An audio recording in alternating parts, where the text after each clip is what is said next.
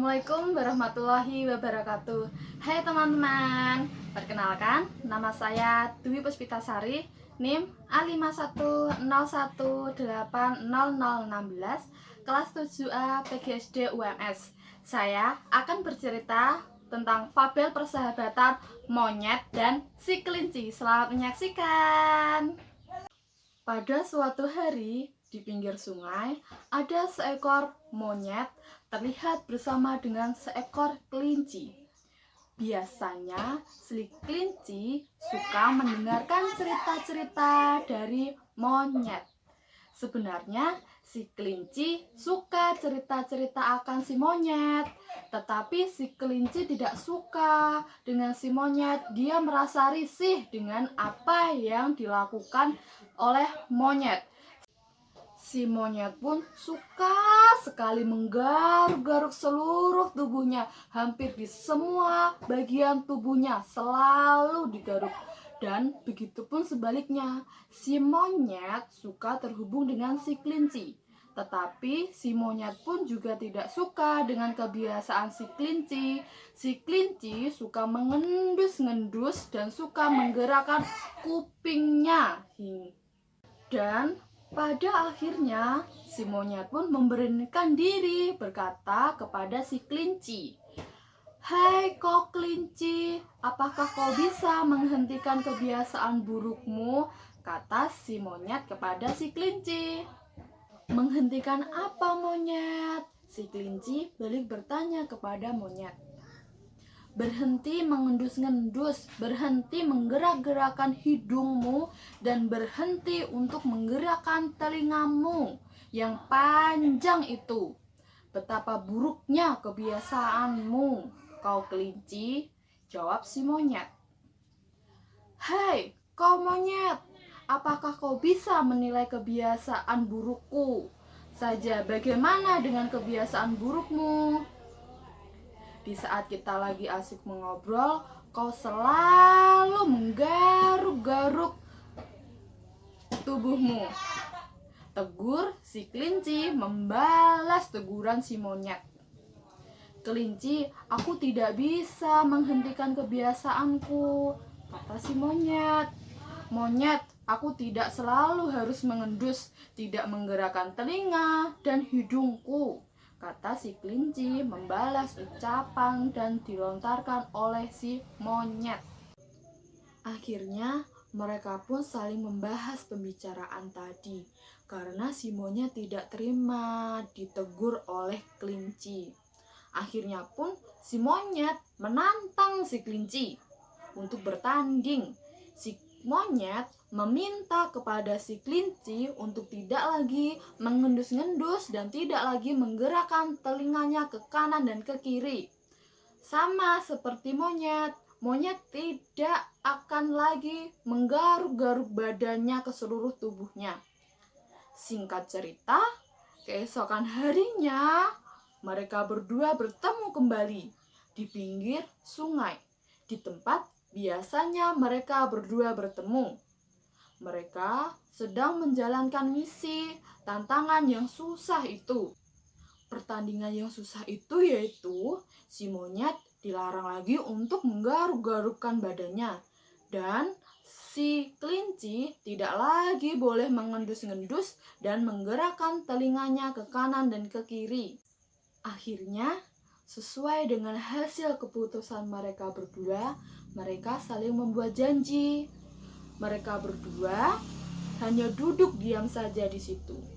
Si monyet tetap diam, tapi dia menahan ingin menggaruk kulitnya yang sangat gatal itu. Dia hanya mengenakan dagunya ke lengan kiri dan lengan kanannya yang terasa sangat gatal. Akan tetapi, si monyet mencoba untuk bertahan dan tetap terdiam. Begitupun juga si kelinci yang sedang berusaha menahan kebiasaan buruknya itu. Sebenarnya ia ingin sekali mengendus hidungnya, ingin sekali menggerakkan telinganya ke kanan dan ke kiri, tapi ia tetap terlihat duduk diam saja di situ. Mereka duduk diam sangat lama di pinggir sungai. Monyet, aku punya ide. Kita duduk di sini sudah sangat lama dan aku sudah merasa bosan. Bagaimana kalau kita mulai untuk bercerita? Kata si kelinci. Itu ide yang bagus, kelinci. Silahkan kamu bercerita terlebih dahulu. Si kelinci pun mulai bercerita. Monyet, saat kemarin aku datang ke sini menemuimu, aku mencium seperti ada singa di balik rerumputan.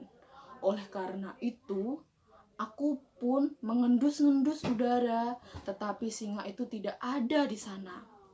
Tapi aku belum yakin di balik rumput itu tidak ada singa. Nah, untuk memastikannya, aku pun menggerakkan hidungku beberapa kali.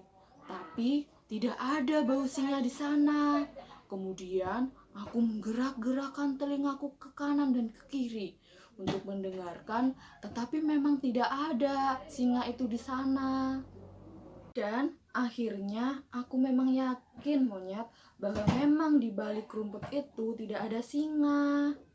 Kemudian aku melanjutkan perjalananku untuk menemuimu. Si monyet pun mendengarkan cerita si kelinci yang sambil mengendus-ngendus dan menggerak-gerakkan telinganya. Kemudian monyet pun mulai bercerita. Ya, kemarin aku pun sama, kelinci. Saat saya akan menemuimu di sini, di tengah jalan, aku berpapasan dengan beberapa anak. Mereka pun jahil kepadaku, kelinci. Pertama, salah satu dari anak itu melempar kepalaku dengan batu. Dan si anak satunya lagi balik dan tepat di daguku. Mereka melempariku, padahal aku tidak salah kepada mereka. Dua anak perempuan itu melempariku dengan batu, tepat mengenai tangan kiriku dan tangan kananku. Kemudian aku cepat berlari untuk menemuimu, sahabatku. Si kelinci pun mendengarkan dan melihat gerakan si monyet saat bercerita.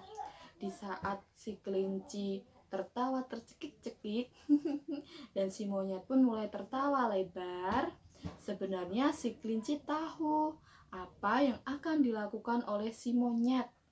Dan sebaliknya, si monyet pun tahu apa yang dilakukan kelinci. Ya, monyet, ceritamu memang sangat bagus, tapi kau kalah dalam pertandingan karena kau menggaruk-garuk saat kau bercerita.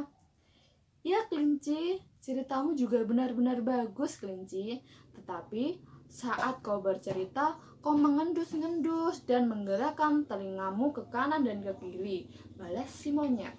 Aku pikir kita berdua memang tidak ada yang bisa menghilangkan kebiasaan buruk kita, monyet. Karena aku sendiri tidak bisa menghilangkan kebiasaanku ini, kata si kelinci sambil mengendus-endus dan menggerakkan telinganya. Aku pun sama, kelinci. Aku pun tidak bisa menghilangkan kebiasaan burukku, kata si monyet sambil menggaruk-garuk kepalanya, dagu, dan menggaruk tangan kanan dan kirinya. Akhirnya, kedua sahabat ini setuju bahwa kebiasaan buruk mereka sangat susah untuk dihilangkan. Dan mereka pun setuju untuk tidak merasa terganggu satu dengan yang lainnya dengan kebiasaan buruk mereka masing-masing. Nah, tadi kan teman-teman sudah menyaksikan cerita persahabatan antara si monyet dan si kelinci. Kira-kira teman-teman tahu tidak pesan moral dari kisah si monyet dan si kelinci? Ayo tebak, kira-kira pesan yang dapat kita ambil dari cerita si monyet dan si kelinci apa? Ya, tepat sekali. Bahwa dalam cerita persahabatan si monyet dan si kelinci, yaitu bahwa setiap orang memiliki kelebihan dan kekurangannya masing-masing. Kita sebagai makhluk sosial harus dapat menerima kelebihan maupun kekurangan dari satu sama lain. Kita tidak boleh memaksakan kehendak kita kepada orang lain. Jadi, kita harus saling hidup rukun dan saling menghargai.